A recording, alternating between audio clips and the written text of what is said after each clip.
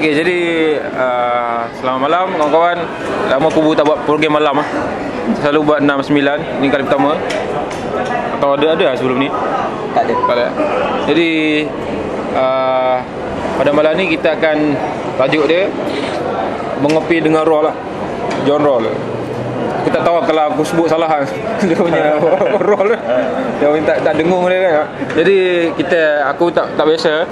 Jadi kita pada malam ni saudara Hazman Baharum daripada UTAM akan membentangkan tentang roll, John Roll. Jadi kalau ada persoalan lepas ni boleh tanya. Kita bagi kepada saudara Hazman untuk bentang. Okey, tanpa membuang masa kita persilakan.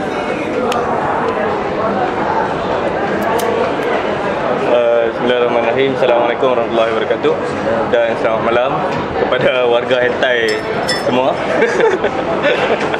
Jadi malam ni kita akan bincangkan tentang mengopi dengan rolls, dan apa asas-asas idea rolls ni siapa, dan why the hell do we want to know his idea. Kenapa bagi aku idea dia adalah penting, antara idea yang penting untuk kita berfikir tentang keadilan dalam dunia kapitalis. Dan apa asas-asas idea dia lah. Jadi kita akan mulakan dengan yang pertama adalah siapa Rawls. Rawls ni adalah salah seorang filosofer di US yang dia adalah veteran Perang Dunia Kedua. Dan waktu Perang Dunia Kedua dia serve sebagai tentera US. Jadi selepas itu dia insaf. Dia insaf dalam dua bentuk lah. Yang pertama, dia jadi semakin skeptik dengan kepercayaan Kristian dia. Yakni sebelum ni dia merupakan seorang Kristian yang kuat. Sebab waktu dia undergrad, waktu dia buat degree dia di Princeton University, waktu tu dia tulis thesis undergrad dia dalam falsafah. Tajuk dia a brief examination of pasal Kristian punya faith. Jadi maknanya dia menggagaskan idea bagaimana untuk merasionalkan teologi Kristian pada waktu itu. Jadi dan powernya dia punya thesis undergrad ni, sampai thesis itu dia dapat 98% di Princeton. Dan kemudian lepas tu dia sambung ke PhD, kemudian dia mengajar di Harvard.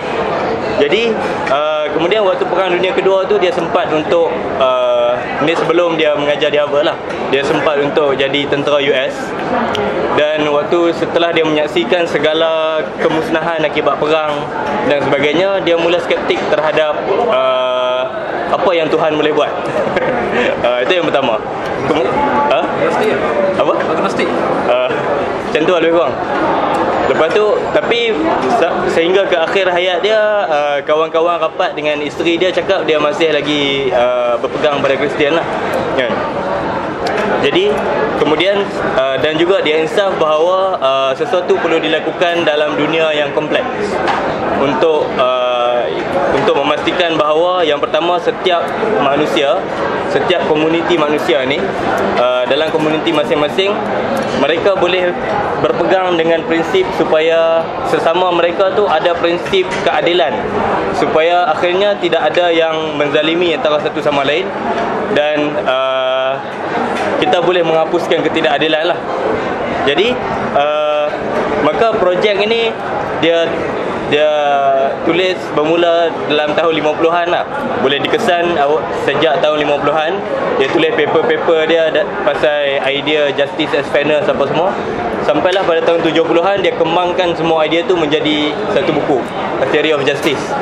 Jadi dan A Theory of Justice ini merupakan satu di barat adalah satu magnum opus, disebabkan sejak abad ke-20, sejak awal abad ke-20,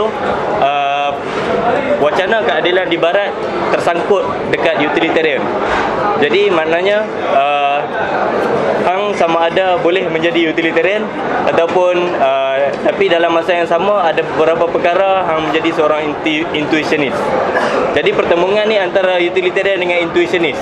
Contoh contoh kenapa Rawls tidak berpuas hati dengan kerangka lama ni adalah dalam kes-kes yang ekstrim, utilitarian akan membawa kezaliman.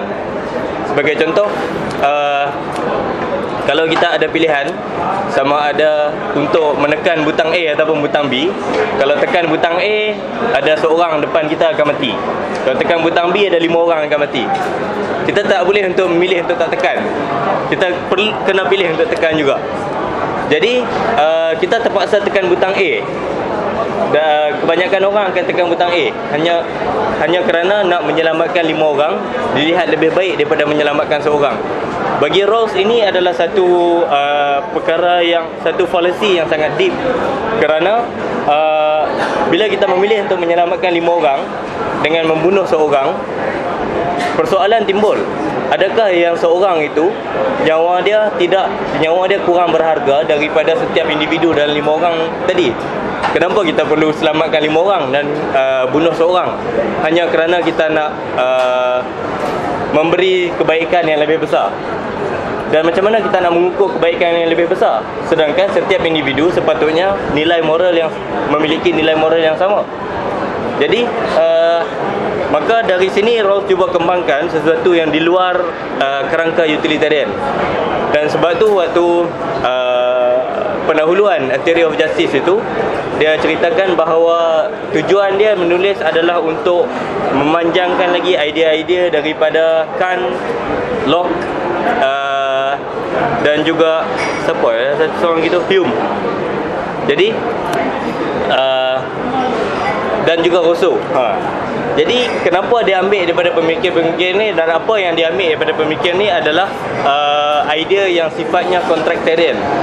Contractarian ini maksudnya sesuatu prinsip ataupun sesuatu struktur masyarakat itu ditentukan berdasarkan persetujuan dalam kalangan masyarakat itu. Jadi baik, kemudian Rawls ini dia merupakan seorang yang berpegang dengan tradisi liberal. Dia masih lagi yakin bahawa assumption liberal itu adalah the way to go dalam dunia hari ini. Sebab tu kalau kita baca Theory of Justice ataupun mana-mana buku Rawls, dia masih akan berpegang bahawa assumption liberal yang pertama adalah semua individu bila dia membuat keputusan, autonomi itu memang autonomi individu. Yang kedua adalah dia assume bahawa state itu adalah sesuatu yang diperlukan, sesuatu yang natural. Dan seterusnya dia assume bahawa capital, the way it is dalam dunia kapitalis adalah sesuatu yang natural.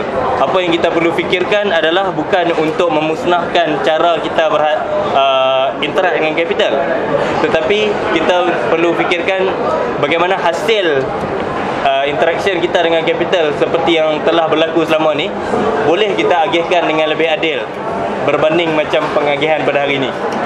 Jadi itu yang dia fikirkan. Kemudian kalau kita tengok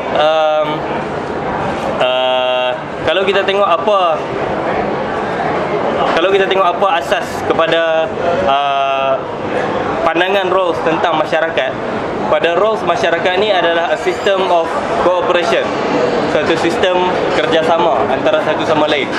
Dia tak maksudkan kerjasama ni adalah semua masyarakat bersetuju untuk saling bantu-membantu, tak. Tapi dia maksudkan adalah di bawah satu institusi politik, the state lah, di bawah satu state, di bawah satu modern state, kita ada state institutions, kita ada market, dan kita ada masyarakat. Masyarakat akan participate dalam market, dan masyarakat juga akan mengikut apa yang state institutions gariskan. Dan dengan participation masyarakat itu, apa yang berlaku adalah aku membeli barang. Contoh, aku beli barang, dia akan bagi efek kepada orang yang bekerja. Contohnya orang yang bekerja kilang untuk buat barang tu. Kemudian kalau aku beli barang sebab aku beli barang itu bagi untung yang lebih kepada kilang itu, maka mungkin pekerja kilang itu dapat bonus yang lebih tahun ni. Jadi pekerja tu pula beli. Jadi maknanya kita saling bantu-membantu secara tidak langsung.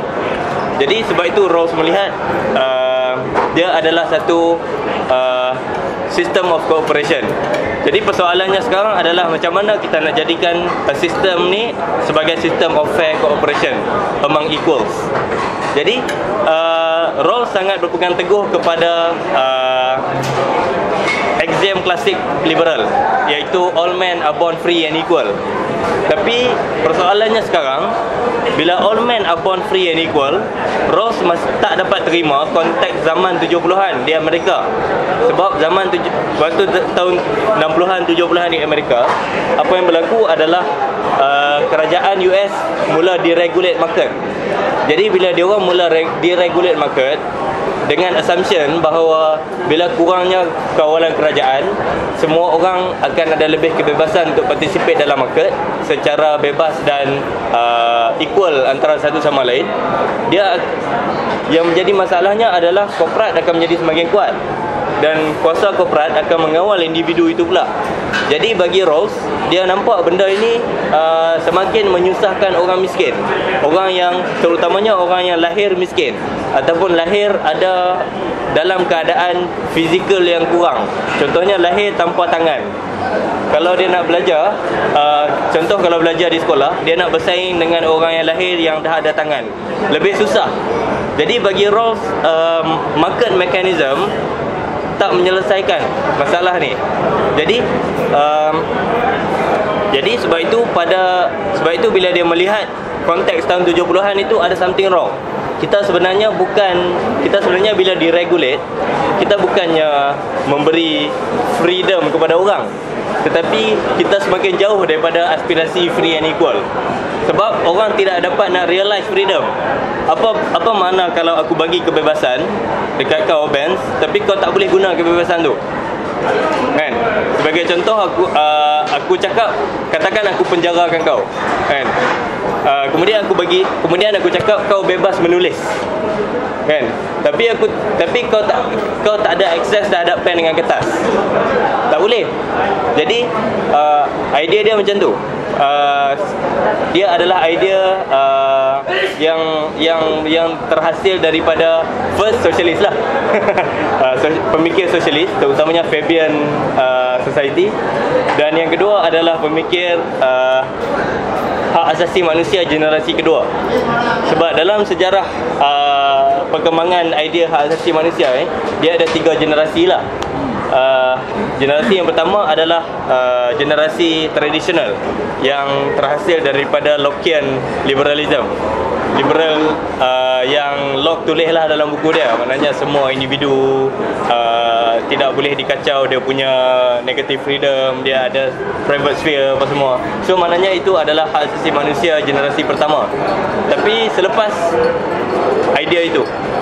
selepas konteks masyarakat masuk ke dalam masyarakat industri, dia berlaku masalah.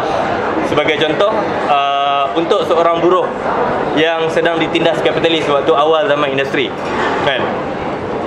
Jadi kalau kita mengatakan bahawa buruh tu sebenarnya bebas sebab kerajaan tak kontrol kapitalis. Jadi bila kerajaan tak kontrol kapitalis, buruh itu yang memilih untuk bekerja dengan kapitalis. Timbul persoalan, adakah sebenarnya dia memilih atau dia terpaksa? Jadi, dan kemudian kalau kita kata kita bagi dia kebebasan, adakah dia mampu menggunakan kebebasan untuk membuat apa yang dia nak dengan gaji yang tak seberapa dan dengan dalam ekonomi yang semakin monetize? Jadi muncul pula idea bahawa hak asasi manusia tidak sepatutnya terbatas kepada negative freedom. Negative freedom ini maksudnya adalah idea bahawa seorang itu bebas melakukan apa sahaja dan tidak boleh diganggu gugat kebebasan itu oleh orang lain. Jadi dengan tiadanya gangguan daripada orang lain itu adalah negative freedom. Yang ni disyarahkan oleh Isaiah Berlin dalam dia punya syarahan di Oxford, Two Concepts of Liberty. Jadi itu adalah idea hak asasi manusia berubah daripada first kepada second generation. Second generation fokusnya lebih kepada socio-economic rights. Socio-economic rights ni maknanya untuk memastikan kita realize semua manusia ini free and equal, kita perlu juga memastikan bahawa at the basic level setiap manusia dijamin hak terhadap asas kehidupan. Contohnya kalau orang itu dia tak mampu untuk participate dalam market, sewajarnya dia dijamin hak untuk dia terus hidup. Contohnya mungkin dia dapat skim bantuan makanan daripada masyarakat, daripada community itu dan sebagainya. So maknanya socio-economic rights mula mendominasi perbahasan ni. Menarik. Jadi okey, kemudian maka Rawls bila dia melihat konteks intelektual tahun 70-an itu, dia tak puas hati dan dia mula, dan itu antara motivasi dia menulis dalam Theory of Justice.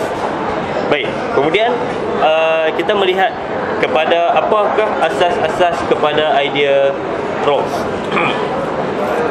Dalam sebuah masyarakat yang kita assume sebagai masyarakat yang liberal dan demokratik, kita tidak boleh untuk assume bahawa semua orang akan berfikir dengan cara yang sama.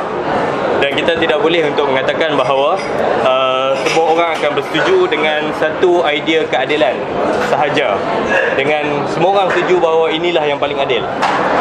Jadi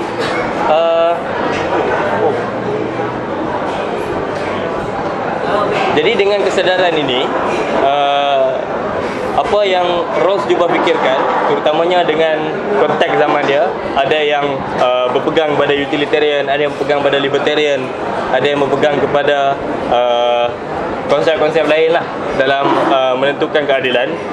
Maka sebab itu Rawls mahukan kembali kepada idea contractarian dengan extension supaya semua orang boleh dijamin hak yang sama untuk participate dan advance mereka punya interest dalam memilih prinsip keadilan. Jadi dia hadir dengan idea justice as fairness, keadilan, kesaksamaan sebagai keadilan, sebagai asas keadilan. Jadi macam mana justice as fairness ini? Rawls bertanyakan satu soalan. Macam mana sebuah institusi politik dalam dia nak menjalankan polisi berlandaskan satu prinsip keadilan, dan prinsip keadilan ini mahu dipilih berdasarkan banyak pandangan masyarakat yang berbeza terhadap keadilan, dan setiap pandangan ini boleh jadi bertentangan antara satu sama lain. Tapi dalam masa yang sama, state tidak boleh untuk mendiamkan mana-mana pihak. State perlu memberi hak yang sama rata kepada semua pihak yang berbeza ini untuk saling untuk advance mereka punya interest dalam proses rundingan ni. Macam mana? Jadi maka bagi Rawls, dia telah mencadangkan untuk realize justice as fairness ini, idea justice as fairness ini, dia telah mencadangkan satu hypothetical device. Hypothetical situation itu namanya original position. Jadi original position itu adalah satu keadaan di mana kita bayangkan masyarakat kita pada hari ini ada social order, masyarakat sedang bergerak. Cuba kita bayangkan masyarakat kita boleh kita pause, dia berhenti. Jadi bila masyarakat kita berhenti, semua anggota masyarakat kita akan duduk bersama dan kemudian berada dalam satu keadaan hypothetical, nama dia original position. Dalam original position, semua orang akan berada di belakang veil of ignorance. Veil of ignorance, hijab ketidaktahuan. Tak nama hijab ketidaktahuan. Jadi veil of ignorance ni macam mana? Veil of ignorance ni adalah bila mana semua orang ketika proses rundingan itu berlaku, semua orang dia tidak tahu siapa diri dia. Dia tidak tahu apa bakat diri dia. Dia tidak tahu apa harta yang dia miliki. Dia tidak tahu dalam masyarakat sebenar ni dia berada dalam strata masyarakat yang mana satu. Sama ada dia adalah seorang sultan ataupun dia adalah seorang pengemis, dia tidak tahu. Jadi dan dia juga tidak tahu apa interest diri dia dalam masyarakat itu. Jadi bagi Rawls, dengan segala syarat-syarat ini, kita assume wujud dalam semua orang yang berada dalam original position itu, makanya semua orang pasti akan memilih prinsip keadilan supaya akan memberi manfaat kepada semua level masyarakat. Kalau dia jadi orang kaya, kekayaan dia tidak akan diganggu gugat oleh state. Jadi ini adalah idea liberal lah. Idea liberal lah. Dia macam-macam kaedah dia boleh buat. Jadi kalau dia orang miskin, kalau dia tiba-tiba ditakdirkan dalam dunia sebenar dia adalah orang miskin, maka terima kasih. Maka dia tidak akan terjejas peluang dia untuk bersaing dalam market bersama dengan orang kaya. Macam mana? Jadi maka bagi Rawls, dalam keadaan yang ideal sebegini, dengan semua orang yang tidak tahu siapa diri mereka dan semua orang yang bersifat non-altruistic, semua orang yang bersifat dia akan memikirkan tentang diri dia, tapi dalam masa yang sama dia memikirkan juga tentang orang lain. Jadi semua orang akan memilih idea keadilan yang kemudiannya akan Rawls ringkaskan melalui dua prinsip keadilan yang dia tulis. Yang pertama, semua orang dalam masyarakat liberal dan demokratik akan memastikan bahawa basic liberty, kebebasan asasi akan terus terjaga. Jadi kebebasan asasi contohnya kebebasan untuk participate dalam politik, kebebasan untuk memiliki dan menggunakan harta, kebebasan untuk bersuara dalam politik, untuk berorganisasi dalam masyarakat dan sebagainya. So semua basic liberty ini secara rasionalnya semua orang akan memilih benda ni sebagai satu prioriti. Jadi sebab itu bagi Rawls, prinsip pertama adalah semua orang akan dijamin hak yang sama rata terhadap satu skim kebebasan yang sama rata skim kebebasan asasi yang sama rata bersesuaian dengan skim-skim kebebasan untuk orang lain. Jadi apa maksud dia? Semua orang dijamin hak yang sama rata terhadap satu skim kebebasan asasi. Kita tengok skim kebebasan asasi dulu. Okey, dalam idea liberal dalam idea liberal ada banyak jenis kebebasan. Antaranya adalah kebebasan untuk berpolitik. Ini paling mudah lah. Kebebasan untuk berpolitik dan kebebasan dalam ruang ekonomi. Kebebasan untuk politik ni kebebasan untuk bertanding pilihan raya, kebebasan untuk bersuara, untuk melawan pemerintah dan sebagainya. Kemudian kebebasan ekonomi adalah kebebasan untuk memiliki harta, membangunkan kapital, buka celang dan sebagainya. Jadi tapi yang menjadi masalah, setiap ruang kebebasan ini dia mesti ada portion yang tertentu. Kalau kebebasan politik melebihi satu portion yang tertentu, dia akan encroach atau dia akan mencabul ruang kebebasan yang lain. Sebagai contoh, kalau kebebasan politik membenarkan bahawa segala keputusan yang dibuat oleh orang politik untuk dijalankan sebagai dasar negara, bagi Rawls ini akan memberi masalah kepada ruang kebebasan yang lain. Sebagai contoh, kalau state enact undang-undang untuk menghukum orang yang membuka industri, sebagai contoh, bagi Rawls ini akan mencabul kebebasan orang menggunakan harta. Tapi kalau kebebasan ekonomi melebihi daripada dia punya portion yang sewajarnya, whatever that portion is, dalam satu masyarakat yang bersesuaian dengannya, dia juga akan kemudiannya mencabul ruang kebebasan yang lain. Sebagai contoh, kalau corporate terlalu kuat, macam apa yang berlaku di US pada hari ini, dia kemudian akan memberi kesan kepada polisi negara. Walaupun polisi itu secara teknikal akan ditentukan oleh representatif kepada rakyat yang duduk dalam Kongres. Tapi atas sebab pengaruh korporat yang terlalu kuat, dia akan kemudiannya mencabul kebebasan representatif rakyat itu untuk represent secara demokratik dalam Kongres. Jadi maknanya segala ruang kebebasan ini akan duduk dalam portion yang sempurna yang akan menjamin kebebasan asasi setiap orang. Jadi maka semua kombinasi ini akan membentuk skim kebebasan asasi yang Rawls panggil sebagai Scheme of Basic Liberties. Jadi skim kebebasan asasi ini, pertama, dia mesti dijamin sama rata untuk semua orang. Maknanya semua orang, tidak boleh ada sebahagian orang dalam komuniti politik itu mendapat kebebasan untuk bersuara lebih daripada kumpulan yang lain. Contohnya ada kumpulan yang dia dibenarkan untuk menyebut Allah, tapi ada kumpulan lain tidak dibenarkan untuk menggunakan Allah dalam penerbitan. Sebagai contoh. Jadi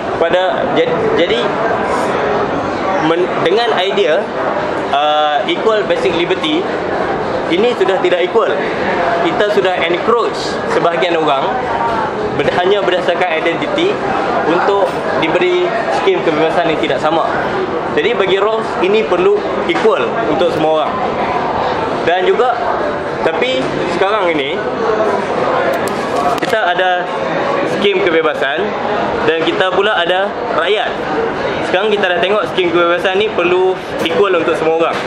Kalau aku dapat skim A, Benz kena dapat skim A juga.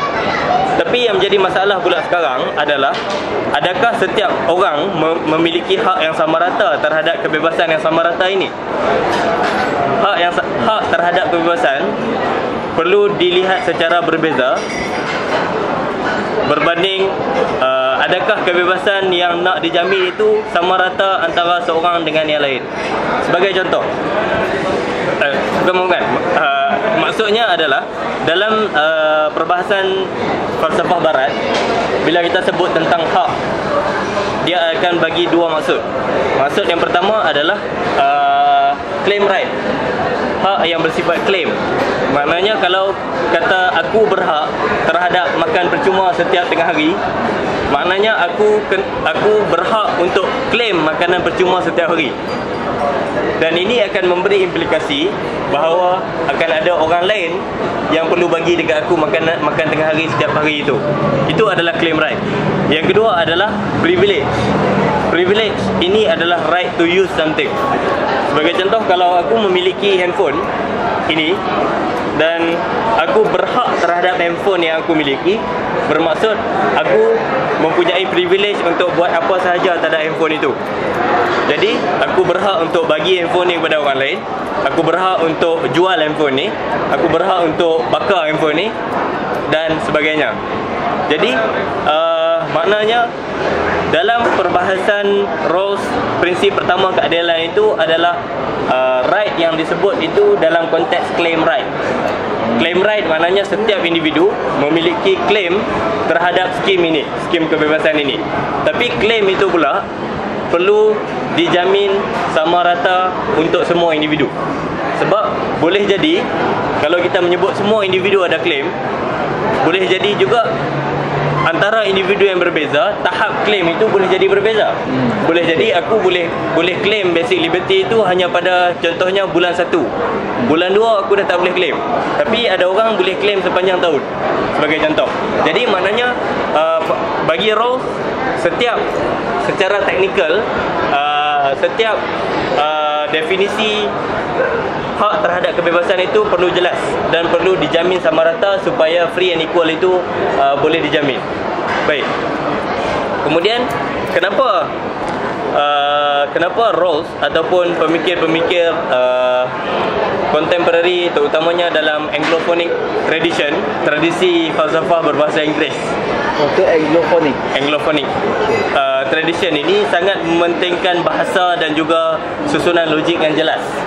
Berbanding dengan tradisi kontinental Europe ini, contohnya Jerman, Perancis dan sebagainya, mereka punya logik tidak disusun dengan jelas, tapi logik mereka sangat unified. Contohnya Nietzsche. Hang baca Nietzsche, hang tak nampak dia punya logik. Macam mana dia reason benda ni? Tapi dia perlu difahami dari sudut macam mana perlambangan sesuatu dan sebagainya. Tapi Anglophonic tradition kita panggil sebagai analytical tradition. Analitik Yes, falsafah analitik. Dan kalau sembang Fuad Rahmat, dia tak suka analytical sebab bagi dia analytical ni bosan, kering. Baiklah, betul. Jadi Itu baru lah Rahmat. Yang Anglophonic tu baru Yang Continental lama awal lagi yang lebih awal berkembang adalah Continental. Continental lah. Yang lebih awal berkembang adalah Continental. Kemudian yang tradisi berbahasa Inggeris ni dia mula berkembang sekitar abad ke-19 macam tu. Jadi yang Yang mana? Macam mana? Roll yang mana? Rawls Analytical. Yang Anglophonic. Anglophonic.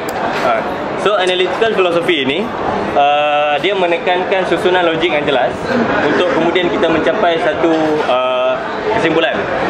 Jadi untuk logik yang jelas ini, bahasa juga perlu jelas. Sebab itu dia sangat menyusun perkataan dia dengan sangat spesifik. Baik, itu adalah yang pertama, prinsip yang pertama. Prinsip yang kedua adalah prinsip distribution. Prinsip pengagihan kekayaan dan juga kekuasaan dalam kalangan masyarakat.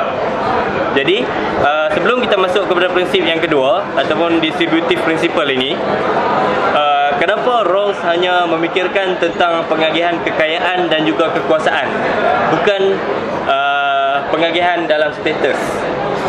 Kenapa? Sedangkan dalam komuniti manusia, daripada zaman immemorial time dulu lagi sampailah ke hari ini, manusia akan berbeza dalam 3 perkara ni. Sama ada dia tidak sama rata dari sudut kekayaan, ada orang kaya, ada orang miskin. Tak sama rata dari sudut kuasa, ada orang yang memegang kuasa, ada orang yang tidak berkuasa, merahin.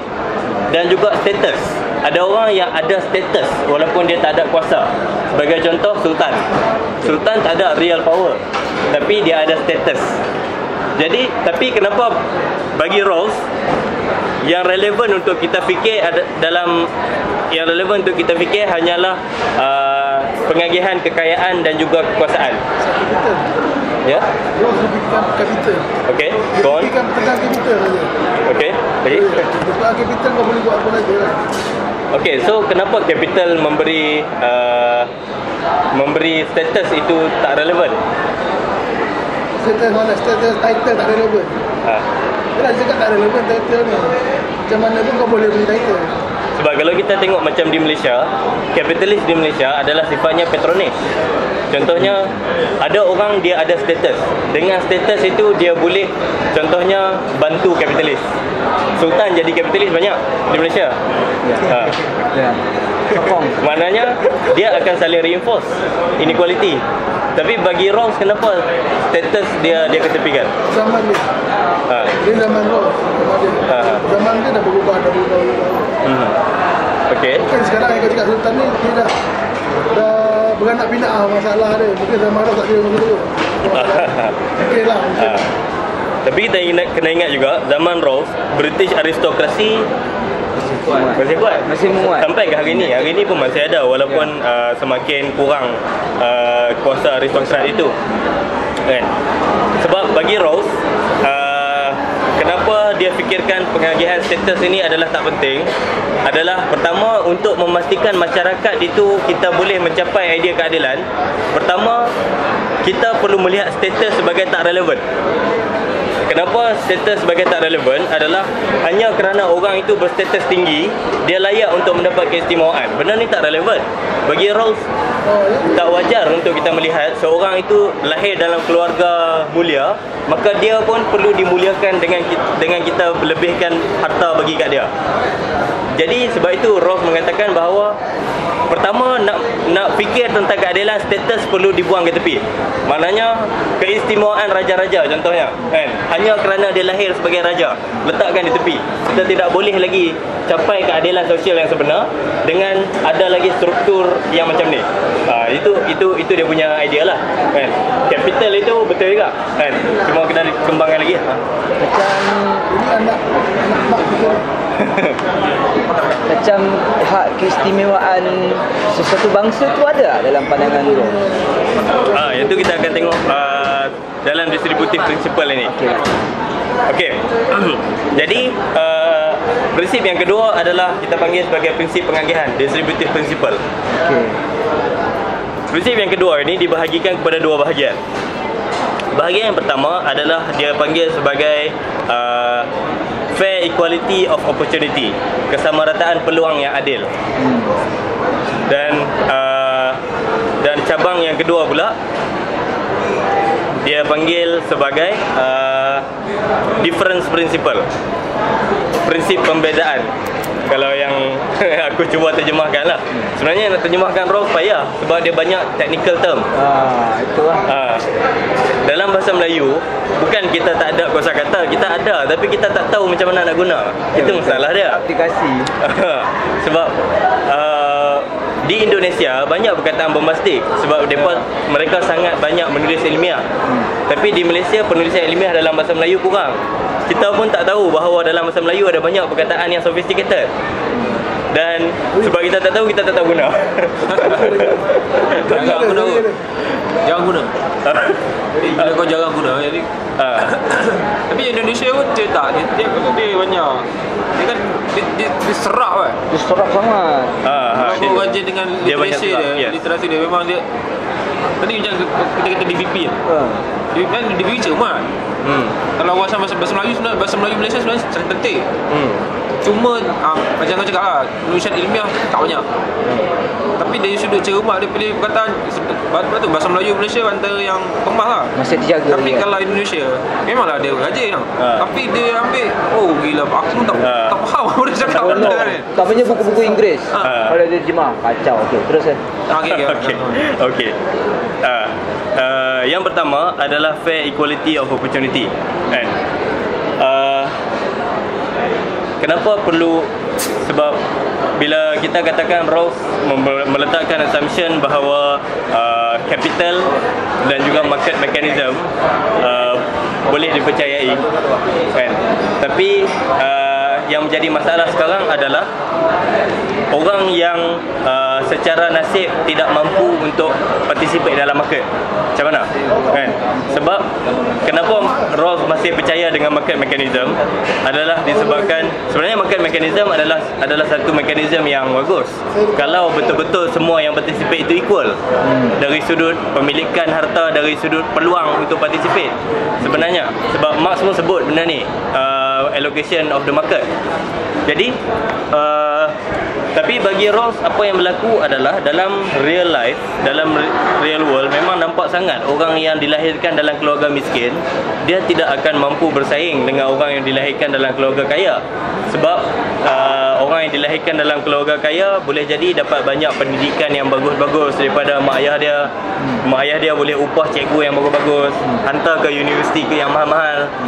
Kemudian dalam pasaran kerja confirm lah mana-mana employer akan pilih dia ni berbanding dengan keluarga miskin. Keluarga miskin mungkin hanya boleh hantar ke sekolah kebangsaan, tak mampu untuk hantar ke tuition. Jadi maknanya dari sudut pendidikan, dari sudut macam mana peluang untuk beroleh untuk berada dan bersaing dalam satu level yang sama itu dalam masyarakat kapitalis yang sangat develop pada hari ini adalah mustahil. Maka sebab tu dia cadangkan fair equality of opportunity. Equality of opportunity ataupun kesamarataan peluang ini maksud dia adalah untuk mendapatkan sesuatu. Sebagai contoh, untuk mendapatkan untuk menjadi kaya lah, untuk menjadi kaya dalam satu perniagaan, kan? Jadi kita perlu memastikan bahawa semua orang yang nak masuk dalam perniagaan itu ada peluang yang sama rata. Ada peluang yang sama rata untuk bersaing dan tidak ada orang yang kemudiannya kalah disebabkan oleh faktor-faktor nasib. Dia kalah, kita kena pastikan bahawa bila dia berada dalam level yang sama rata untuk bersaing, maka kalau dia kalah pun dia kalah disebabkan disebabkan orang yang bersaing dengan dia tu lebih baik daripada dia lah, kan? Lebih baik dari sudut performance, bukan dari sudut nasib. Jadi sebab tu bagi Rawls, fair equality of opportunity ini perlu untuk memastikan bahawa orang yang mendapat keburukan secara nasib diberi compensation supaya keburukan yang dia dapat secara nasib ini boleh di offset untuk membantu dia berada di level yang sama rata dengan orang lain. Sebagai contoh, kalau orang itu dia dilahirkan tanpa kaki, sebagai contoh kan, jadi dia tak dapat nak pergi ke sekolah macam orang lain untuk belajar, sebab dengan belajar dia boleh advance dalam kehidupan material dia pada masa depan. Jadi maknanya institusi masyarakat itu perlu ada prinsip untuk bagi compensation kepada budak ni, bukan sekadar dari sudut kewangan masuk rules, tapi mungkin dari sudut bagi kaki palsu pada dia ke dan sebagainya, supaya dia boleh dengan peluang yang sama rata untuk ke sekolah dengan baik macam orang lain. Jadi itu adalah fair equality opportunity. Ada satu bahagian dalam theory of justice itu, dia menarik juga, dia komen kenapa penting fair equality opportunity. Dia cakap macam ni lah, lebih kurang dalam dua perenggan. Dia kata kita tidak boleh untuk menentukan macam mana kita lahir atau macam mana setiap individu lahir. Jadi kalau katakan seorang individu itu lahir dan ada kecacatan secara natural, secara nasib, dia dapat nasib kan. Jadi adakah ini adil ataupun tidak adil? Kita tak boleh nak kata ini adil atau tidak adil. Ini sebab ini bukan dalam kemampuan kita untuk menguruskan benda ni. Jadi apa yang kita boleh buat adalah untuk memastikan respon institusi terhadap nasib ini menjadikan orang yang dapat kecacatan secara nasib itu boleh bersaing secara sama rata dengan orang lain. Baru kita boleh katakan outcome dia nanti adalah satu outcome yang adil. Jadi ini dia macam Mu'tazilah. Itu menarik. Kita komen nanti. Okey. Okey, baik. Okey. Balik kepada fair equality opportunity. Okey, dah habis yang tu. Kemudian difference principle. Difference principle ni apa dia? Difference principle ni pada roles, secara realistiknya kita tidak boleh mengatakan bahawa outcome yang akan diterima oleh masyarakat yang bersaing berdasarkan fair equality of opportunity itu adalah outcome yang sama rata untuk semua orang. Sebab kalau kata semua orang bersaing, mestilah ada yang menang, ada yang kalah, dan mestilah ada yang akan jadi lebih kaya daripada orang lain, dan ada orang yang akan pegang kuasa lebih daripada orang lain. Jadi tapi dalam masa yang sama, kalau katakan dalam masa yang sama bagi roles, ketakssamarataan dalam outcome, ketakssamarataan dalam masyarakat itu adalah dibenarkan selagi dia menepati prinsip bahawa ketakssamarataan ini akan memberi kebaikan kepada keseluruhan masyarakat. Jadi kebaikan kepada keseluruhan masyarakat ni macam mana? Pada roles, kebaikan pada keseluruhan masyarakat ni adalah dengan wujud ketakssamarataan itu, susunan institusi akan merespon kepada ketakssamarataan itu dengan memastikan bahawa orang yang mendapat laba yang paling tinggi daripada inequality itu adalah orang yang paling bawah dalam masyarakat. Jadi sebagai contoh, dia bagi contoh skim pengagihan lah. Ni aku dah terang dalam seminar falsafah begitu kan. Kalau skim A, skim B dan juga skim C kan, A, B, C. Jadi kalau katakan dalam skim A, orang yang berada paling atas dalam masyarakat akan dapat katakan 5, orang yang berada di tengah akan dapat 3, orang berada di bawah akan dapat 1. Skim B pula, orang yang berada paling atas akan dapat 7, di tengah akan dapat 4, di bawah akan dapat 3. Dan skim C pula, di atas akan dapat 6, di tengah akan dapat 3, di bawah sekali akan dapat 2. Maka bagi roles, outcome yang paling adil yang perlu kita pilih adalah outcome B.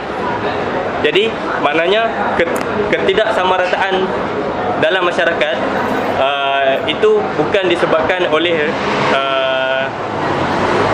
okey, ini satu benda lagi kan.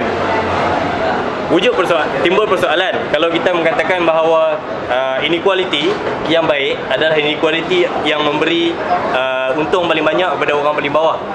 Tapi timbul persoalan, adakah ini imply satu bentuk redistribution, satu bentuk kerajaan mengambil daripada orang kaya bagi pada orang miskin. Bagi Rawls tidak. Bagi Rawls, idea dia adalah bukan idea redistribution, bukan deliberate redistribution. Bermaksud bukan kerajaan mengatakan bahawa kami akan mengambil sebahagian daripada orang kaya bagi pada orang miskin. Tidak. Tapi idea dia adalah dalam satu masyarakat itu, susunan institusi dalam masyarakat itu, katakanlah akan ada possibility untuk 3 susunan ini sahaja, kan? Jadi pada Rawls perlu pilih susunan yang memberi untung paling banyak untuk orang paling bawah. Jadi dalam susunan dan untuk menjawab sama ada redistributif ataupun tidak, bagi Rawls dia against redistribution. Macam negara-negara Skandinavia, dia tak setuju kerajaan ambil cukai banyak dan kemudian bagi kepada orang miskin. Sebab bagi dia ini bukan negara yang demokratik, ini adalah negara oligarkik.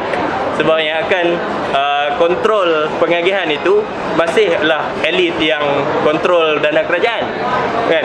Jadi pada Rawls, yang akan menentukan duit ke mana dan kuasa akan ke mana adalah susunan institusi, institutional structure. Dan institutional structure inilah yang akan menentukan macam mana market mechanism akan bergerak untuk mengagihkan kuasa dan juga barangan dalam kalangan masyarakat. Jadi sebab tu pada Rawls, idea dia ni adalah realistik utopia. Dia adalah utopia, tapi pada dia adalah realistik. Sebab kita boleh untuk mencapai benda ni. Dan bila institusi ni nak disusun, institusi ni bagi Rawls adalah disusun secara ex ante. Ex ante ni perkataan Latin, E-X-A-N-T-E. Ex ante ni bermaksud sebelum. Ingat tadi kita punya hypothetical situation, original position. Jadi dalam original position itu, selepas habis serundingan itu tentang apakah prinsip yang kita nak pilih. Jadi kita pilih 2 prinsip keadilan ini. Jadi bila kita dah pilih prinsip itu, sebelum mereka masuk ke dalam masyarakat, mereka akan susun dulu institusi itu, institusi masyarakat itu, supaya bila mereka masuk ke dalam masyarakat, segala market mechanism akan ikut institusi. Dan benda ni adalah dalam real world, memang market mechanism akan bergerak mengikut institusi. Dan adalah mustahil untuk kita mengatakan free market adalah really free. Sebab kalau kita tengok yang paling bagus hurai benda ni pada aku Stiglitz lah, Joseph Stiglitz. Sebab dia against idea libertarian. Lepas tu bila dia against libertarian, dia mengatakan bahawa market kalau dia nak bergerak, dia mesti akan ikut institutional structure. Sebagai contoh, institusi undang-undang yang di Amerika Syarikat, dia bagi contoh di Amerika Syarikat. Di Amerika Syarikat ada certain corporate law yang sangat ambiguous. Dia persoalkan kenapa ambiguous? Sebab kalau kita tengok dalam proses penulisan undang-undang Amerika Syarikat itu, yang menulis adalah peguam yang dibayar oleh korporat. Dan peguam yang dibayar oleh korporat ini akan sengaja menulis undang-undang yang kabur supaya korporat akhirnya boleh main dengan undang-undang tu. Macam Malaysia itu gaji minimum lah. Gaji minimum untuk pekerja kelapa sawit tak ada. Jadi aku syak. Aku syak. Sam Nabi punya salah lah. Itulah.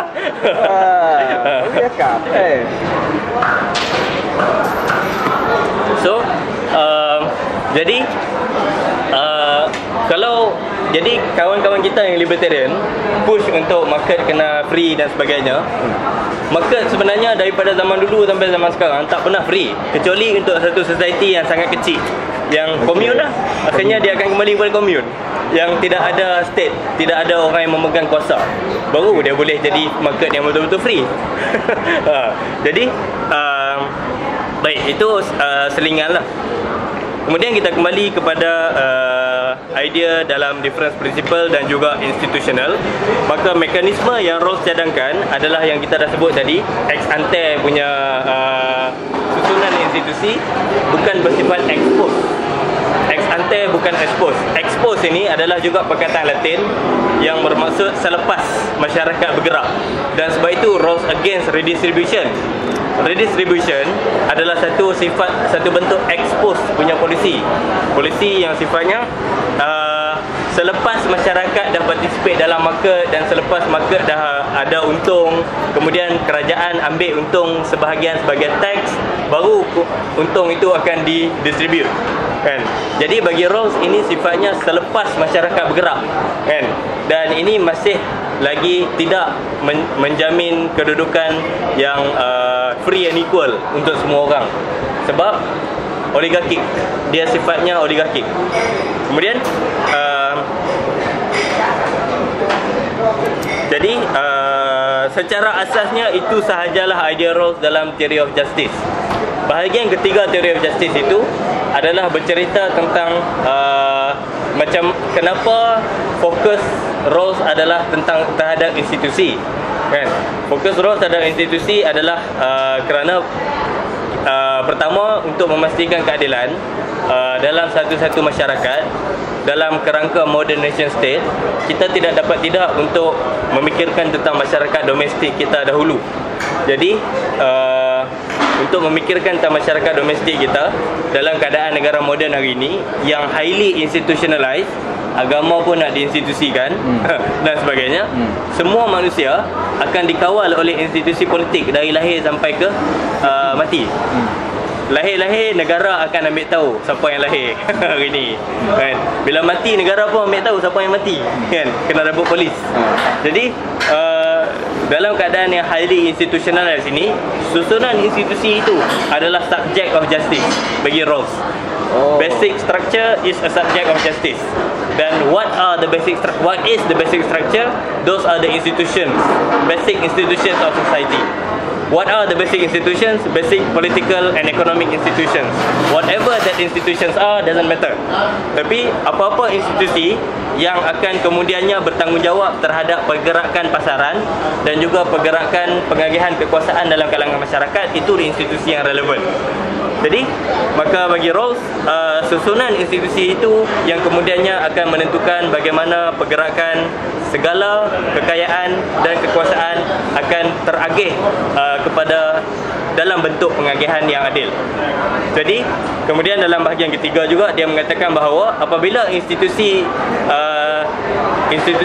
yang memastikan keadilan untuk manusia yang free and equal ini sudah terjamin dan diketahui untuk menjamin keadilan untuk manusia-manusia yang free and equal, maka secara rasional manusia-manusia yang free and equal ini juga akan memilih supaya institusi ini terus dikekalkan.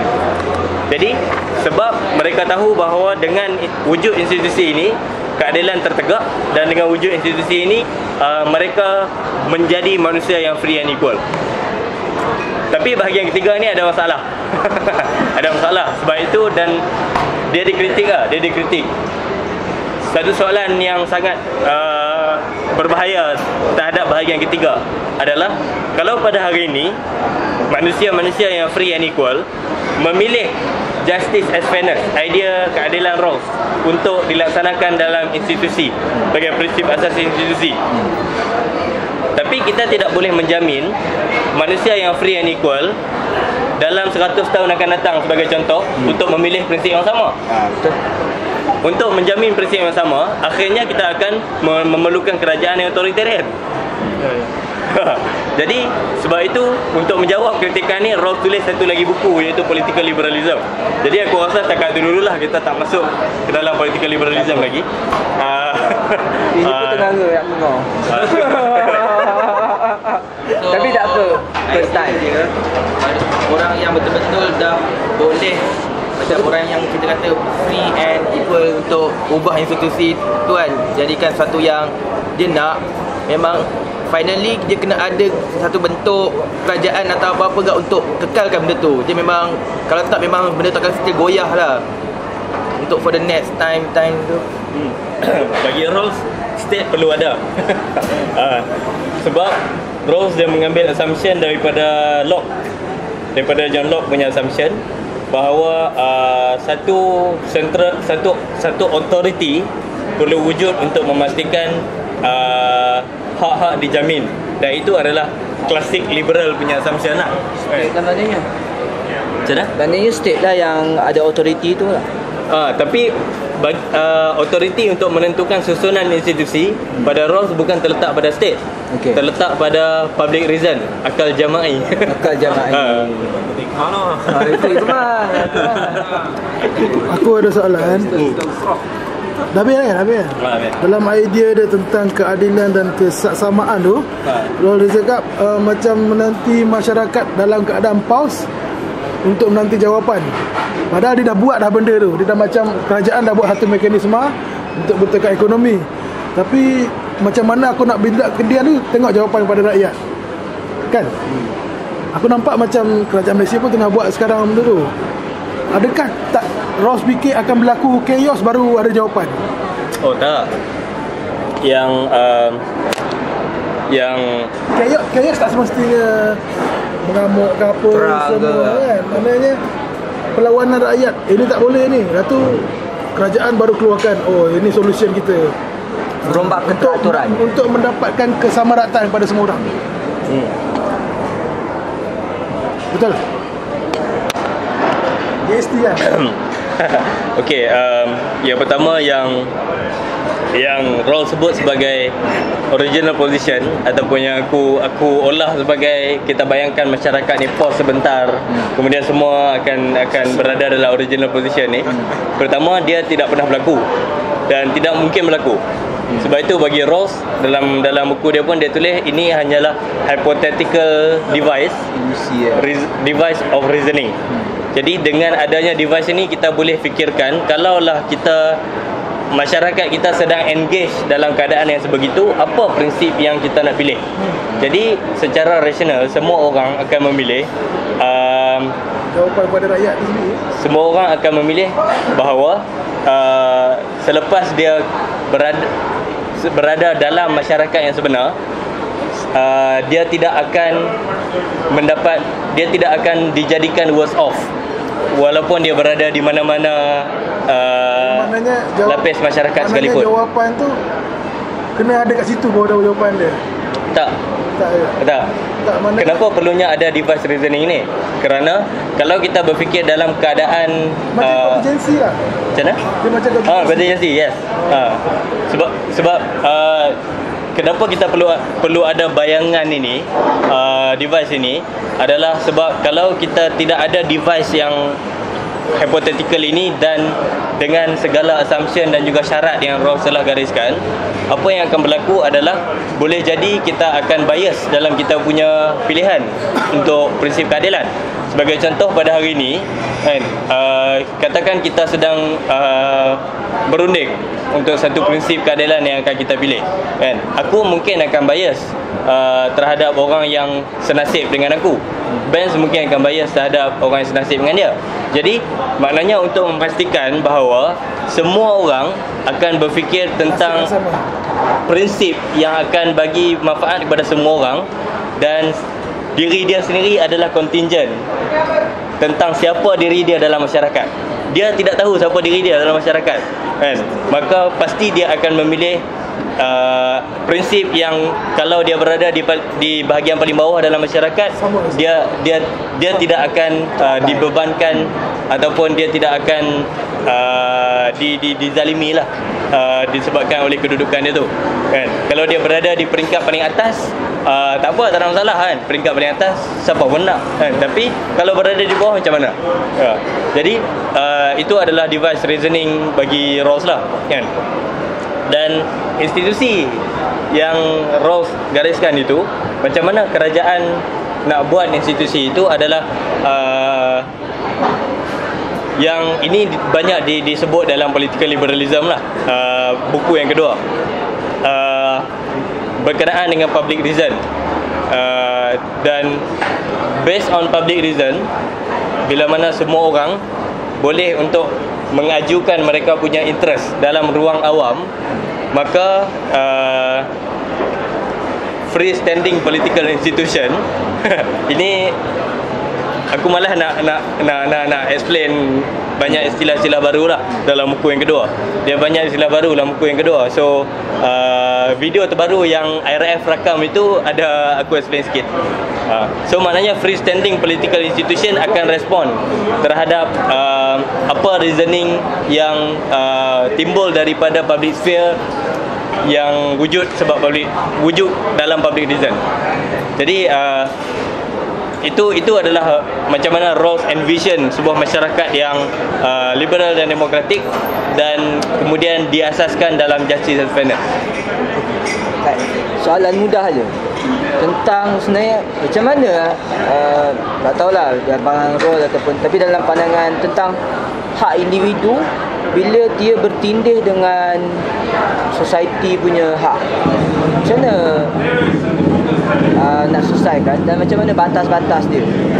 Tadi balik pasal isu tadi ada sebut Mu'tazilah kan, yang menariknya saya rasa perdebatan klasikal di barat tentang free will, kebebasan manusia yang dulu dalam wacana klasik mutakalimin debat, tapi kenapa kita tak sampai kepada diskurs hak asasi? Tapi barat dia diskurs pasal free will lah, bla bla macam-macam benda lah tu. Dia pergi kepada konsep keadilan, konsep ni, tapi kita punya kalam mutakalimin ni semua cerita pasal Tuhan je. Dan misalnya tak ada tentang, dia tak ada kaitan tentang manusia, fungsi manusia. Itulah komen saya. Soalan tu je jawab, tak apa. Tak komen tak apa. Yang pertama tentang hak individu dan juga hak masyarakat. Pada Rawls dia tak explain banyak lah tentang perkara ni. Tapi aku assume dia mengikut assumption liberal klasik, bahawa seorang individu itu dalam dia punya private sphere dan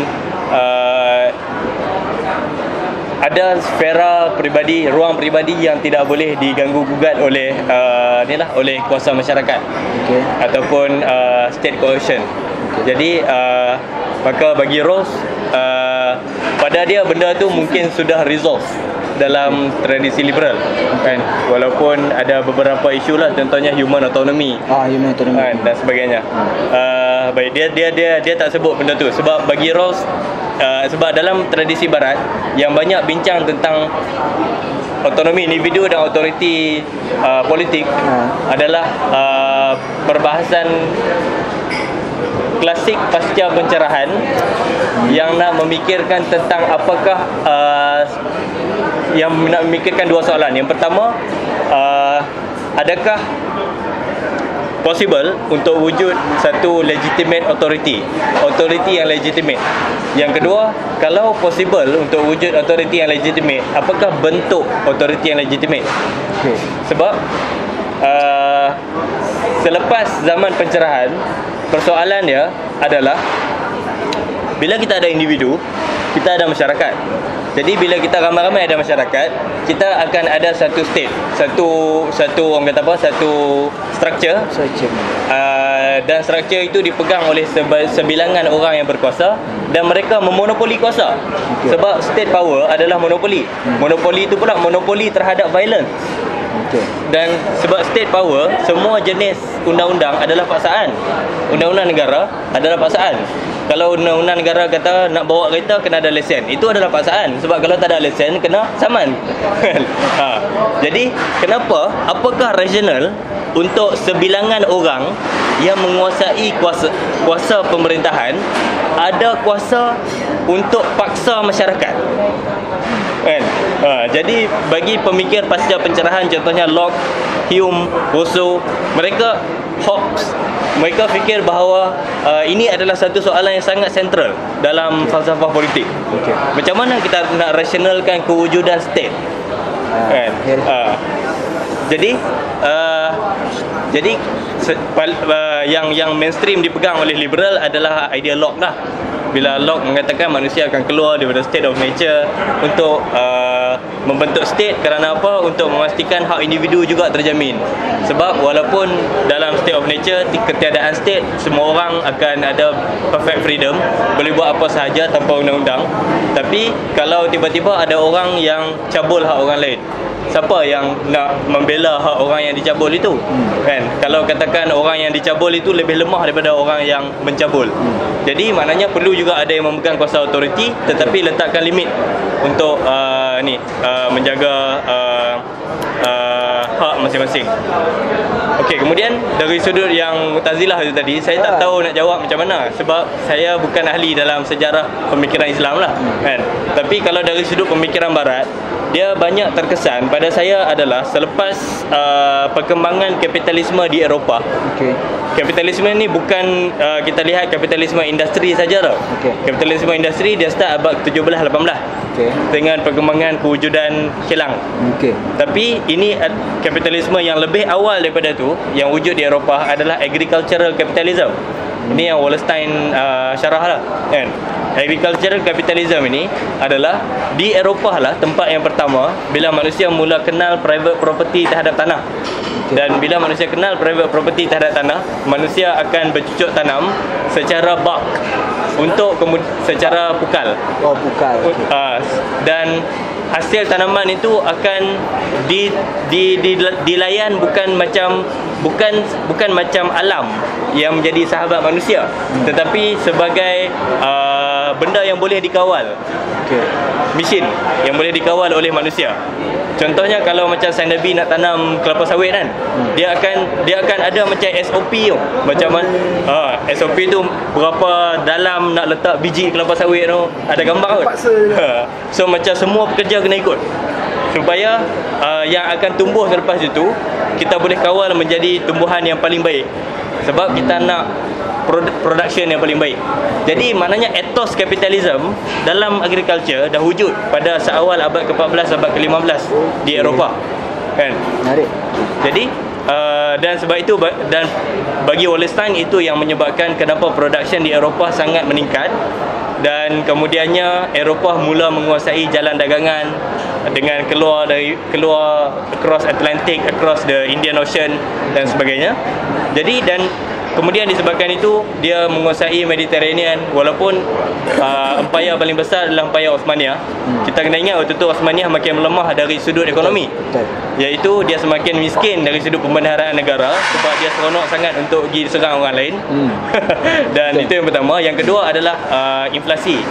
Inflasi yang berlaku bermula di Eropah, tapi bila dia struck Istanbul, Istanbul pun merupakan tempat yang mendapat kesan yang besar lah daripada inflasi di Eropah tu. Abad ke-16 tu, kalau tengok dalam Wallerstein punya buku, dia bagi data macam mana price index pada ketika itu. Sebab bila production banyak bertambah, orang nak exchange barang dengan orang lain dengan rapid, orang memerlukan medium of exchange. Orang memerlukan duit. Jadi bila orang memerlukan duit, production of duit bertambah. Jadi bila production of duit bertambah, supply of money bertambah, akan menyebabkan inflasi. Jadi benda ni juga sampai ke Istanbul. Dan kalau baca novel Orhan Pamuk, dia kata Janissary disebabkan tension dengan inflasi, dia orang buat demo depan Istana Sultan. Baca My Name is Red. Kan? Tapi ini pseudo history lah. Benda tu tinggal fiction sejarah semata-mata, tapi inflasi itu benar. Jadi itu pada saya Eropah dia banyak mengenal perubahan sosial yang bersifat individualistik.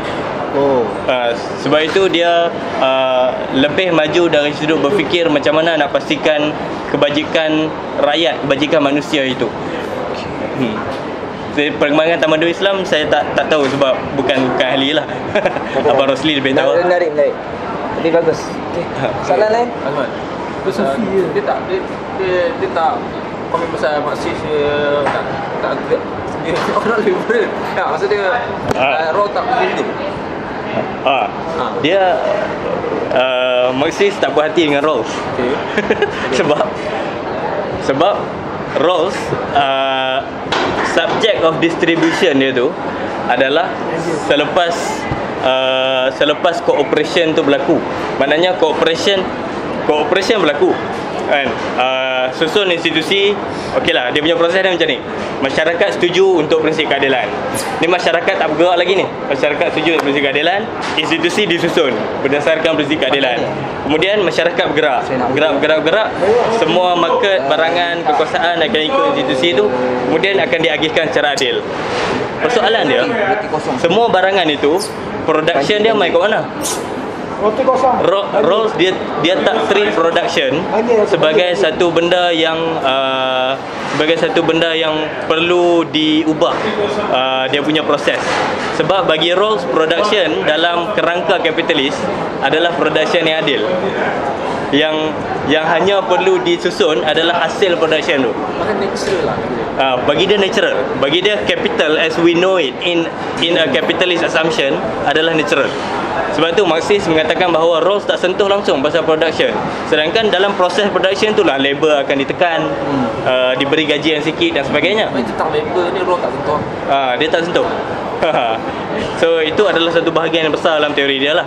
Yang kedua adalah assumption dia bahawa semua yang memilih prinsip keadilan itu adalah manusia rasional. Macam mana dengan manusia yang tak waras? Macam mana nak pastikan manusia yang tak waras boleh advance dia orang punya interest dalam masyarakat? Dan kemudian kalau kita mengatakan bahawa manusia yang saling bersetuju untuk kepentingan material manusia untuk memastikan keadilan, macam mana pula dengan kepentingan alam sekitar? Macam mana pula dengan kepentingan binatang yang tak boleh masuk dalam rundingan? Jadi banyak isu lah sebenarnya. Bagi aku prinsip Rolls adalah sangat kuat.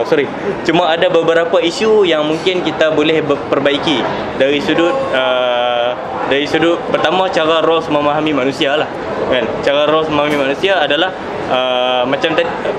manusia adalah makhluk rasional yang dalam proses memilih idea keadilan, dia adalah makhluk politik. Political being kan? Political being bukan metaphysical being. Bagi dia, manusia adalah makhluk politikal dari sudut dia akan memilih prinsip pengagihan berdasarkan apa keuntungan material dan juga dari sudut kekuasaan yang masyarakat boleh dapat. Dan segala benda berkenaan dengan identiti orang tu, kepercayaan orang tu adalah tidak relevan dalam proses rundingan. Secara realistik tak, benda-benda metafizik, contohnya identiti, adalah relevan untuk menentukan pilihan kita. Kita sebagai orang Malaysia, kenapa kita memilih makan di mamak berbanding dengan makan di kedai western dan sebagainya? Kedai Arab kan? Jadi identiti adalah penting. Benda tu adalah benda metafizikal yang akan memberi pengaruh kepada pilihan setiap individu. Tapi bagi Rawls, dia sudah awal-awal meletakkan assumption bahawa semua ni tak relevan untuk memilih satu idea political theory of justice. Itulah beberapa benda dalam teori Rawls yang perlu kita take note. Jadi tak pernah condemn. Dia baik sebenarnya. Baik ya.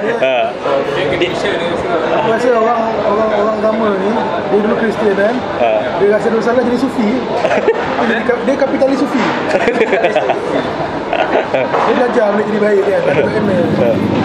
Dia Rawls ni kalau ikut Thomas Pogge ni anak murid dia dekat Harvard. Dia kata Rawls dia payah nak berdebat dengan orang. Sebab apa? Sebab dia memang tak suka berdebat. Dia suka balas tulisan. Sebab setakat yang aku nampak, yang paling banyak dia layan bergaduh adalah Habermas je. Dia gaduh dengan Habermas? Dia gaduh dengan Habermas. Isu apa? Isu political liberalism. Iyalah. Isu masalah state, penguasaan state. State, lepas tu dari sudut macam mana public reason tu dapat terbentuk kan. Habermas kan communicative action kan. So bagi Habermas benda ni, idea Rawls macam ada banyak masalah lah kan. So sebab tu dalam political liberalism dia letak juga satu essay dalam tu, reply to Habermas. Saya makin faham. Ini soalan lain. Allah banyak betul belajar minggu ni. Macam institusi tu kan, apa yang patut state kawal dengan masyarakat bawah kawal? Maksudnya dia macam mesti ada yang state perlu kawal kan. Jadi dua tu mana yang perlu state kawal dengan ni? Contohnya agama kan. Agama saya nampak macam tak perlu state kawal pun bagi saya lah. Yang tu lah. Di mana? Aku nak order air. Sorry. State control dan apa yang tak wajar state control. Benda ni kalau bagi idea Rawls lah, dia bahaskan dalam political liberalism, buku yang kedua. Bagi dia, state tu sendiri adalah sifatnya freestanding political conception. Maknanya state itu pertama dia mesti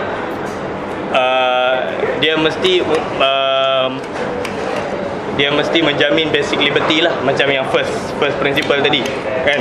Dan kemudian dia memastikan bahawa institusi yang diasaskan berdasarkan justice and fairness itu dapat berjalan dengan baik. Dan itu sahaja kerja-kerja state, selain daripada menjadi mediator untuk criminal justice lah, untuk menguruskan mahkamah dan sebagainya. Tapi bagi Rawls lebih berfokus kepada ni lah, kepada distributive justice. Dan dia tak sembang lah hudud lah apa semua ni. Jadi kemudian freestanding political conception ni macam mana?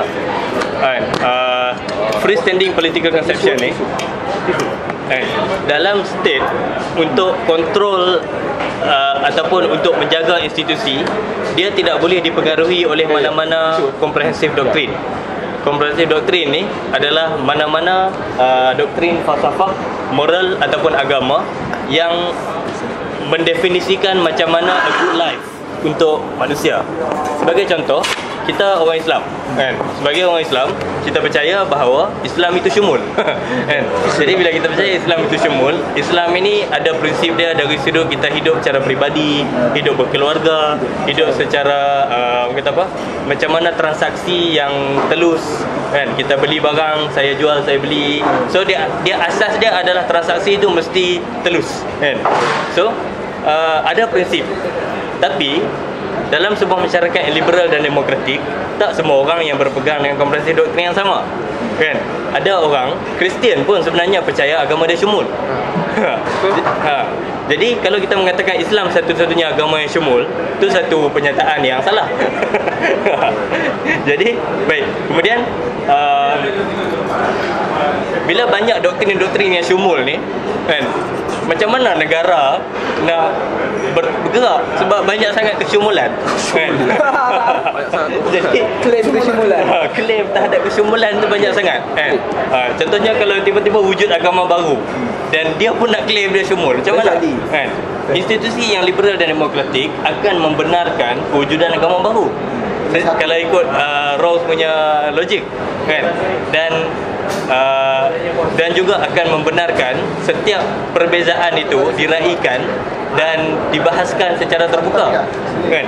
Jadi macam mana state nak bergerak dan macam mana state boleh memastikan fairness dalam kalangan semua pemegang doktrin yang berbeza. Jadi sebab itu Rawls kata dia perlu state dalam menjalankan institusi dia hanya perlu menjaga basic liberty kan, dan menjaga prinsipal justice and fairness itu untuk dijalankan oleh susunan institusi lah. Dan dalam masa yang sama, segala undang-undang tidak boleh dipengaruhi oleh mana-mana komprehensif doktrin, sebab dia akan menzalimi orang yang pegang komprehensif doktrin yang berbeza. Jakim tangkap orang Syiah, itu zalim kan. Jadi bagi Rawls itu sahaja kan. In a way adalah satu state yang sifatnya minimal lah, tapi sebab idea dia institutional, sebenarnya state institutional berkuasa jugalah sebenarnya. Betul yang saya rasa dah dapat dah. Soalan lain? Tapi boleh nak cakap sebenarnya Rawls ni idealist juga. Idealist je lah. Dia macam Kan Ya, macam benda ni pun sebenarnya dah discuss lama pun. Masa aku rasa masa zaman materialist France dulu pun dia ada utopian punya socialist. Rasa macam ni juga kot. Dia punya Rawls punya ni approach kot. Sebab memang dia cakap dia nak menghasilkan satu realistik utopia. Kan? Utopia yang realistik. Utopia dari sudut dia akan selari dengan idea-idea moral, kan? Sebab dalam kehidupan masyarakat kita pada hari ini mustahil untuk semua benda selari dengan idea moral, kan? Maka utopia untuk kata bahawa semua transaksi, semua pengagihan berlaku morally just, kan? Maka itu utopia kalau kita nak kata morally just. Tapi realistik bagi Rawls disebabkan dia deal dengan benda yang berlaku. Sebab tu institusi dan inequality, jadi pada dia benda-benda realistik yang dia deal itu perlu disusun supaya menghampiri utopia. Dia bukan revolutionary dari sudut mengubah masyarakat secara revolusi, tapi dia revolutionary dari sudut cara tradisi liberal memahami keadilan. Itulah. Contohnya macam institusi kehakiman kan, yang tu sesuai tak dipegang oleh state? Sebab macam mungkin state sendiri akan jadi bias, macam akan melindungi orang geng-geng dia. Macam wajar tak kehakiman? Ini tak dibahas panjang oleh Rawls lah, kan? Tapi kalau tanya aku aku akan mengatakan bahawa institusi kehakiman memang memerlukan state dari sudut segala. Sebab kalau kalau dia tidak boleh ada akses terhadap monopoli power of the state, segala keputusan mahkamah tak akan bernilai. Mahkamah, kalau katakan mahkamah kata Benz dipenjara setahun, kan? So kalau mahkamah tak ada akses terhadap monopoli power of the state, kan, polis tak boleh digerakkan untuk tangkap Benz. So tapi dalam masa yang sama pengaruh orang-orang dalam state itu perlu ada mekanisme untuk dikawal lah, supaya tidak mempengaruhi proses kehakiman, kan? Aku rasa benda ni benda yang ramai sangat dah orang bincang. Kan? Dia cuba memanusiawikan liberal lah. Ya. Sebab liberal telah dihentam teruk oleh Marxis. Dia cuba memanusiawikan balik lah. Tapi dia tak nak bergaduh lah. Menarik juga. Sebab aku dah tengok dia liberal kan. Dia liberal. Dia tak sentuh kiri. Memang cakap dia ni tak suka bergaduh dengan aliran kiri sangat. Tapi liberal memang dia macam Hijab pun bantai liberal lah. Dan liberal memang dekat dengan kanan kan. Tapi berdasarkan dari itu, maknanya segala unsur yang dikritik oleh kiri terhadap liberal telah kalau bahasa cuba dipatahkan balik dengan memanusiawikan balik liberal lah. Menarik juga. Tapi berdasarkan utopia tadi lah, maksud dia sebab macam Robert Owen pun dia cuba buat dia tak kata dia utopia, Mak yang cakap dia utopia kan. Dan dia percaya sosialis boleh ditegakkan tanpa melalui revolutionary lah. Jadi tak cuma dia praksi lah, dia buat rumah dia, dia buat kilang dia, buat apa, kilang yang bandar dia. New Harmony dia. Dia buat New Harmony. Cuma aku tak pasti sama ada dia ambil idea daripada siapa kan. Jadi cuma Rawls tu dia tak buatlah praktikal dia. Tapi teori dia bahawa manusia boleh hidup dengan lebih baik, cuma pengagihan tadi lah. Melalui pengagihan tadi. Sebab bagi Rawls semua benda akan kembali kepada macam mana kita nak memastikan manusia, setiap individu itu boleh realize menjadi makhluk yang free and equal. Free secara equal. Maknanya kalau aku kata aku free, kau pun free. Tapi dalam masa yang sama institusi negara, institusi mengatakan bahawa basic liberty kita tak sama. Maknanya kita dah tak free secara equal. Jadi tapi dan dalam masa yang sama, kalau aku ada kemampuan untuk buat sesuatu, contohnya aku ada kaki untuk lari, kan? Ini contoh yang paling mudah lah kan. Aku ada kaki untuk lari, tapi hang tak ada kaki, kan? Maknanya kebebasan hang dah terjejas, dah tak equal dengan aku, kan? Jadi free and equal itu adalah masyarakat yang orang yang mendapat kemenangan ataupun kekayaan yang lebih daripada orang lain memang disebabkan usaha dia, disebabkan performance dia lebih baik daripada orang lain, bukan disebabkan dia nasib ataupun disebabkan orang lain itu kalah sebab dia tak mampu untuk participate. Itu lah, bagi Rawls itu yang menjadi hallmark dia punya teori lah. Tapi kau masih tertanya lah, dia tak pernah kritik Marxist lah. Ha? Dia tak pernah kritik Marxist lah sebagai benda besar ekonomi lah. Dia komen juga dalam beberapa esei dia, kan?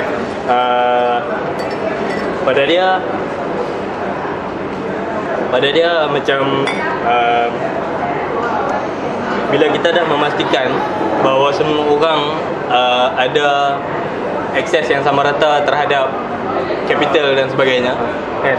Jadi benda ni juga akan memastikan bahawa dia assume akan memastikan bahawa semua proses production dan apa yang orang akan dapat daripada production itu akan jadi adil lah. Problem dia takkan semua orang boleh jadi bos dan derby tau. Itu masalah dia. Takkan semua orang boleh jadi bos dan derby tau. Takkan ada semua orang boleh jadi di posisi kau. Tapi maksudnya role ni dia punya pandangan dia nanti last nanti akan ada satu bentuk sosial dan classless lah, betul ke? Tak, bukan kes. Dia bukan itu. Bukan kes. Nampak dia kata maknanya adakah Rom jangka semua orang nanti akan pergi ke classless? Dia akan pergi ke classless. Yes, classless. Oh, dia cakap tu. Dia bercakap macam tu. Sebab tu dia kata kelas ni berdasarkan apa? Classless. Maksudnya satu lagi tadi dia kata dia status tu dibuang. So maksudnya tak tahu lah, nampak macam classless lah. Nampak macam classless lah kot. Kalau kita nak melihat dari sudut perbahasan kelas, kan? Macam kelas ni secara historical ditentukan oleh keluarga lah, kan? Orang itu lahir dalam keluarga kaya, dia juga akan jadi kaya, kan? Jadi itu kemudian akan ikut dalam dia punya keturunan, kan? Bagi Rawls, perbezaan kekayaan berdasarkan keturunan adalah tak adil. Jadi in a way classless. In a way dia tak nak masyarakat yang ditentukan berdasarkan nasib, kan? Jadi sebab tu dia nak semua orang boleh bersaing secara sama rata dan sebagainya. Cuma dia tak sebutlah classless. Cuma yang nampaknya dia punya visi dia tu adalah masyarakat yang classless lah. Walaupun pada dia secara realistik perlu ada inequality. Cuma cuma yang macam tadi tu, inequality tu perlu memastikan orang paling bawah dapat untung paling tinggi. Macam tu. Orang paling bawah mendapat untung paling tinggi. Orang maknanya macam bukan orang yang paling bawah mendapat untung yang lebih tinggi daripada semua orang yang lain. Tak. Tapi maknanya dalam katakan kita ada 3 pilihan scheme of inequality yang realistik untuk kita punya society, kan? Sebab bagi Rawls setiap society akan berbeza dari sudut endowment, akan berbeza dari sudut culture, akan berbeza dari sudut macam mana masyarakat itu sendiri menguruskan endowment itu, kan? Jadi dengan pengurusan endowment dalam masyarakat itu secara maksimum, kan, katakan kita boleh reason 3 probability untuk memilih scheme of inequality. So bagi Rawls, scheme of inequality yang perlu dipilih adalah scheme yang memastikan antara ketiga-tiga tu orang yang di bawah dapat paling tinggi. Macam tu lah. Maksud dia macam ni ke? Maksud katakan let's say ada satu bangunan ni, pagar. Itu belakang tu kata ada perempuan mobil mandi kan. Seorang tinggi, seorang pendek. Tapi kalau kau kasih 2 batu-bata kat yang tinggi ni, dia dah nampak. Tapi 2 batu-bata kat pendek ni, dia tak nampak. Maksudnya kau kena kasih 5 batu-bata pun dia nampak. Macam tu. Itu adalah fair equality of opportunity, kan? Orang yang tinggi dan pendek itu, kan, dia lahir secara natural, kan? Kita tak boleh kata ni adil ataupun tak, sebab ini perbuatan Tuhan. Kan? Tuhan Maha Adil. Jadi macam contoh yang dia bagi tadi tu, macam equality tak punya justice itu.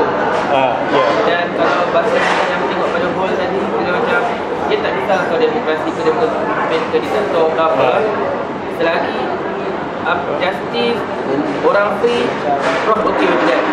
Oh tak, dia kisah dengan demokrasi.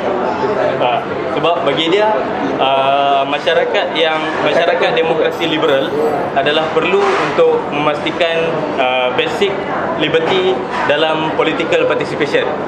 Sebab bagi dia political participation adalah salah satu basic liberty lah yang dia gariskan. Ini equality tak semestinya injustice lah. Nak tanya ni. Maknanya equality ni maksud lagi dia apa? Maksud dia Kesamarataan bukan ketidaksamarataan bukan untuk maksud ketidakadilan. Ya, sebab bila Arya cakap tadi maksud dia kau dah bagi lebih kalau ikut ni tak sama rata. Kau dah bagi banyak sangat bagi mata pada yang mumi tadi kan. Tapi dia jadi adil lah kan. Okey, yang tadi itu satu contoh yang sangat baik untuk inilah prinsip yang kedua, cabang yang pertama kan. Katakanlah dua orang bersaing untuk melihat perempuan bogel tadi kan. So ada pagar, kita bagi batu-bata yang banyak pada orang yang pendek kan. So maknanya dua orang ni dia boleh bersaing lah di atas satu satah yang sama kan. So katakanlah outcome kepada persaingan itu siapa yang boleh menghasilkan hentai yang lebih baik. Daripada fantasi. Fantasi. Ya. So dia nilai daripada Ini kan bagi contoh senang faham. Boleh hijab satu kali rumah. Ya, dia jadi analogi yang digunakan dalam buku. Tak boleh. Sebab ni tak setuju dengan idea dia ni sebab dia fikir untuk dua orang pendek dan tinggi ni berusaha macam sama je, macam benda tu neutral je, dia akan dapat okey, yang confirm yang pendek dia akan dapat lebih tinggi je. Benda tu macam neutral lah. Okey. Kalau macam gaya John Ross cakap tadi tu, dia macam okey, kau berusaha, kalau kau dulu berusaha cara yang sama, yang pendek tu dapat banyak, yang tinggi tu dapat sikit. Tapi sebenarnya dalam real life yang maksud juga benda tu tak se-real itulah. Yang mana John Ross tak cakap pasal tu. Ya, kalau itu analogi untuk roll, analogi untuk mati macam mana pula? Aku nak faham tak? Analogi untuk pula macam mana? Aku tanya authority Marxist lah, kau lah. Aku tak confuse. Jadi kalau mak semua nak kena batu-bata yang sama juga.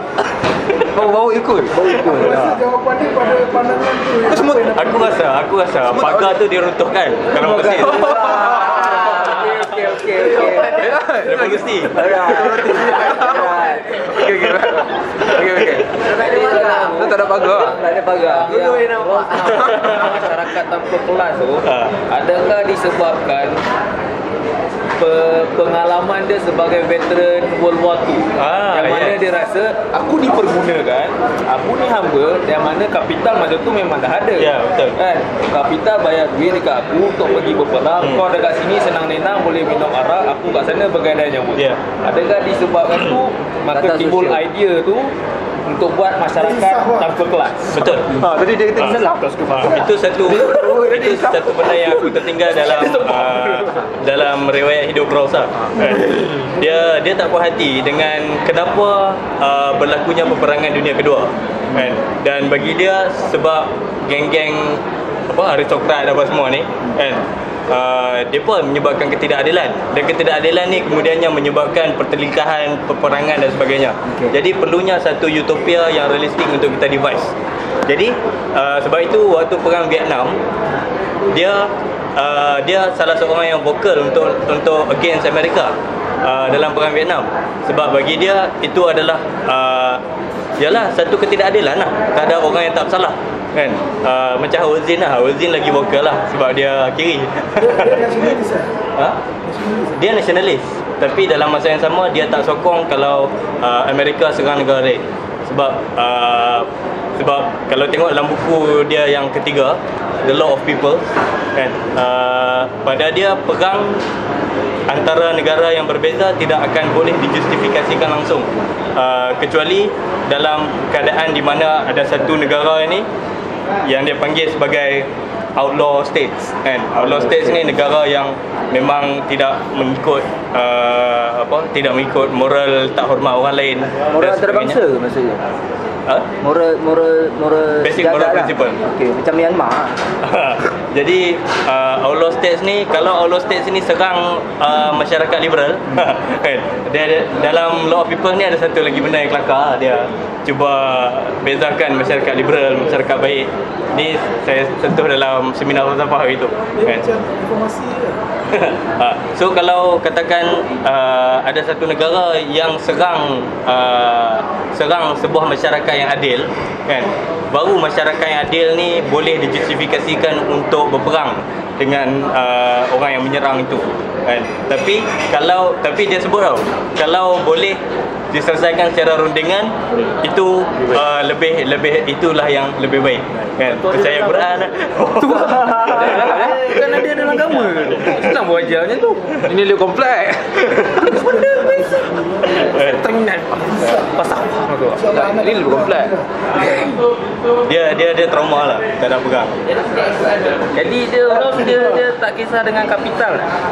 Dia dia tak kisah, dia maksudnya dia tak against kapital kan. Dia tak against capital. Maksudnya yang boleh buat aku faham di sini, segala idea dia ni adalah berdasarkan ketidakpuasan hati dia tu. Kenapa aku dipergunakan? Pasal dia tak kisah tentang kapital. Macam informasi kan.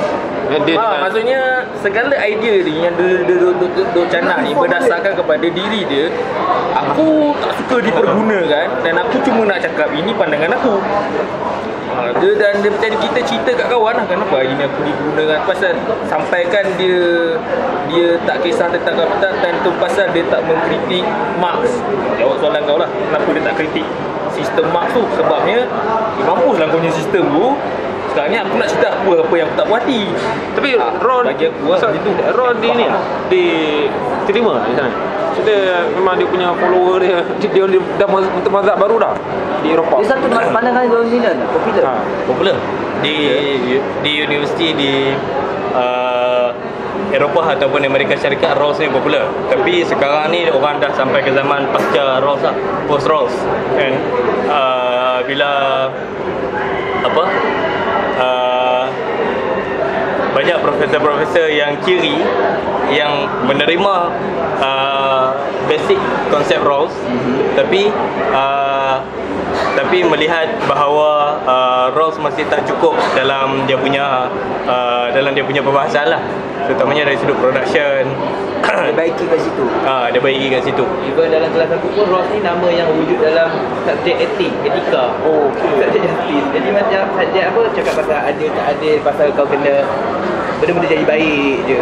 Dia macam aku tak rasa dia banyak sentuh, macam bila kau sebut pasal Marxis, dia main pada untuk dia lebih pada orang-orang yang dah pernah rasa, macam dia biasa orang yang kena dengan rejim dia jadi lagi melawan, lagi teruk, lagi nak cakap. Mungkin orang-orang Marxis lebih ke arah tu, tapi Rawls ni lebih pada orang yang Sayang kat sistem kita baik, optimis, husnuzon.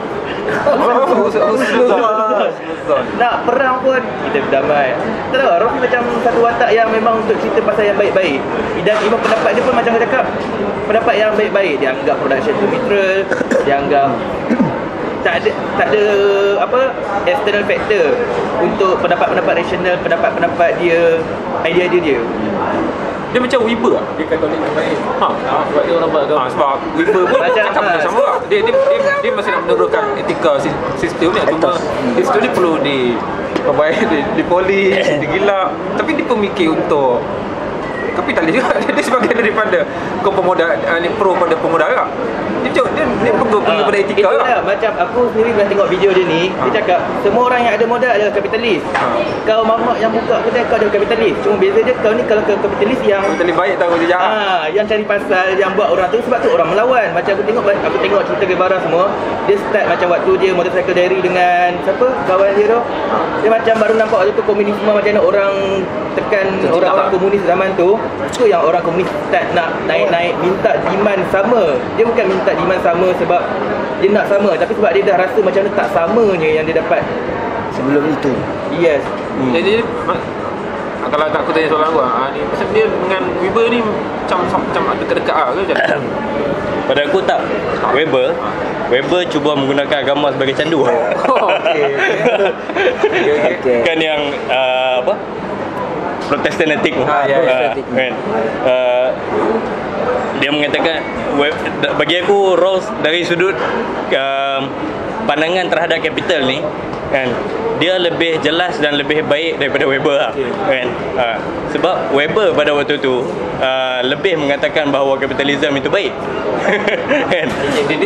Tapi bagi Rawls kan, cara capital digunakan dalam kerangka kapitalisme itu tak bermasalah. Tetapi yang menjadi masalah adalah sekarang ini apabila ada certain puak yang mendominasi capital, tapi dia dominasi bukan disebabkan dia betul-betul perform atau disebabkan dia orang kata apa, dia berusaha, tapi disebabkan dia lahir dalam keluarga kaya ataupun disebabkan dia memiliki capital dan kemudian dia boleh pengaruh kuasa politik untuk kemudian buat polisi yang bagi kebaikan pada diri dia. Dan sebab tu Rawls kan, dia tak sentuh isu assumption kita terhadap capital dalam capitalism yang structure kan. Tapi apa yang dia sentuh adalah macam mana participation orang untuk mendapatkan hak terhadap harta, hak terhadap capital untuk bersaing secara sama rata kan. Jadi pada dia mana-mana orang yang kemudian menjadi kaya mendapat capital yang banyak, tapi disebabkan mendapat capital yang banyak itu memang sebab dia berusaha. Pada dia itu adalah hadiah lah. Itulah. Saya nak tanya tentang fasa perkembangan idea hak asasi, fasa pertama, fasa kedua. Ada dah masuk fasa ketiga ke sekarang untuk latest? Apa idea sentral kepada fasa ketiga tentang hak asasi? Fasa ketiga adalah hak terhadap solidariti ataupun hak terhadap community. Sebab itu dalam fasa ketiga kita banyak bincangkan tentang isu-isu hak regional. Bila manusia dah semakin interconnected dan manusia semakin mengetahui bahawa di satu bahagian dunia akan ada yang mendominasi kuasa dan sebagainya, yang akan bagi kesan pada satu bahagian dunia yang lain kan. Contohnya macam hak terhadap identiti sesuatu bangsa ataupun hak terhadap identiti sesuatu negara untuk tidak dihakis oleh power structure negara itu. Jadi secara tak langsung idea-idea misalnya kumpulan-kumpulan autonomi nak memisahkan diri ni akan jadi popular, akan datang. Dan akhirnya yang dikatakan mass movement, gerakan massa tu, dia juga akan semakin merebak secara tak langsung. Betul ke? Saya nampak macam tu abang kan. So semangat zaman lah saya rasa. Sebab tu saya tak ada masalah dengan zaman. Yang apa Sabah Sarawak nak keluar Malaysia. Okey. Soalan dia titi dia. Kira yang cakap pasal saya regional tu, royalty Kelantan semua tu boleh kira under ni juga ke macam mana? Macam mana? Yang tadi cakap pasal hak macam satu komuniti yang start sedar diorang ada hak diorang dan ada benda yang mempengaruhi hak diorang. Ada benda macam royalty Kelantan, apa yang royalty Kelantan, minyak Kelantan semua tu kira consider yes. Ni lah. Itu satu kan. Hak satu community terhadap secara community, bukan lagi based on individu kan. Jadi itu adalah generasi ketiga lah kan. Saya adalah generasi ketiga. Okey. Ada lagi. Ada nak balik. Muril. Ada kalau nak conclude untuk sebelum kita tutup. Conclusion dia adalah macam yang Amartya Sen sebut dalam Idea of Justice, keadilan mutlak mustahil dicapai dalam dunia ini. Tapi apa yang boleh kita lakukan adalah cuba untuk menghapuskan ketidakadilan yang jelas untuk menuju ke arah keadilan yang hakiki. Macam ceramah Kak Masjid. Baik, okey kawan-kawan. Bukan kepada saudara baru ni. Ronok. Aku mungkin akan datang, kita akan minta saudara tentang Amartya Sen di masa hadapan. Okey, selamat malam. Baik.